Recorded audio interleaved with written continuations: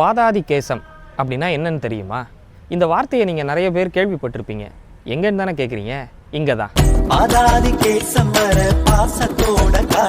தாவணி போட்ட தீபாவளி அந்த பாட்டுடைய சரணத்தில் பாதாதி கேசம் அப்படின்ற அந்த வார்த்தையை வச்சு ஒரு வரி எழுதுறாரு. பாவாடை கட்டி நிற்கும் பாவலரு பாட்டு நீ, பாதாதி கேசம் வர பாசத்தோட காட்டு நீ. இந்த பாதாதி கேசம் அப்படின்றது நம்மளுடைய சிற்றிலக்கியத்தில் ஒருத்தரை வர்ணிக்கிற முறை தான் பாதாதி கேசம். பாதம்னா பாதம், கேசம் அப்படின்னா முடி. பாதத்திலிருந்து முடி வரைக்கும் ஒருத்தரை வர்ணிக்கிறதுக்கான பெயர் தான் இந்த பாதாதி கேசம். பொதுவாக இறைவனை வர்ணிக்கிற ஒரு முறையாக தான் இந்த பாதாதி கேசம் இருக்குது. அதை இங்கே ஹீரோயினோட ஒப்பிட்டு அவளுடைய அழகை பாதம் முதல் கேசம் வரை நான் பார்க்குறேன் அப்படின்றத தான் எழுதுறாரு. இதே மாதிரி கேசாதி பாதம் அப்படின்னு ஒன்று இருக்குது. இந்த கேசாதி பாதம் அப்படின்றது பாதாதி கேசத்துடைய எதிர்மறை. அதாவது ஒருத்தரை முடியில இருந்து அடிவரை, அதாவது பாதம் வரை வர்ணிக்கிறதுக்கு பேர் தான் கேசாதி பாதம்.